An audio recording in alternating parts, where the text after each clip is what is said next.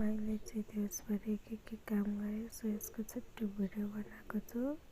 अन्तिमसम्म हेर्नु भएर साथीहरूलाई त। सो सागमा चाहिँ एकदमै धेरै झार भएको कारणले मैले यसलाई चाहिँ उखाल्दैछु।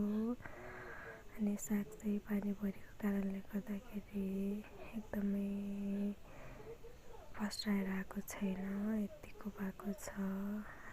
सो मेरो दाइले चाहिँ भन्नुहुन्छ कति भिडियो बनाउँछस्, भिडियो न त भाइरल हुनु न त सब्सक्राइब गर्नु न त लाइक कमेन्ट आउँछ तेरो भिडियोमा भन्नुहुन्छ। तर मलाई आशा छ एक न एक दिन मेरो भिडियोमा पनि लाइक कमेन्ट सब्सक्राइब बढ्नेछ।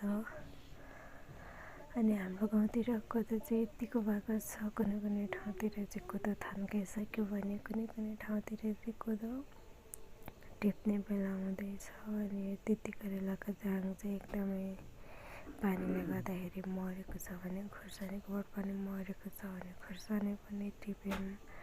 अनि खुर्सानी टिपिसकेर नानीले पनि खुर्सानी टिप्ने भनेर उसलाई पनि टिप्न दियौँ। अनि खुर्सानी टिपिसकेपछि हामीले चाहिँ कुखुरा हेऱ्यौँ। अनि कुखुरा हेर्दै गर्दाखेरि दाइ आउनुभएछ। अनि दाइले चाहिँ फ्यामिली फोटो लिएर आउनुभएछ। सो फ्यामिली फोटो पनि हेऱ्यौँ। अनि त्यसपछि मम्मीले चाहिँ बारुलाको चक्का लिएर आउनुभएछ। अनि मैले चाहिँ यसलाई चट्टा लगाएर आगोमा पोलेर सो चिकनको अचार थियो, त्यो अचारसँग मिक्स गरेर खायौँ।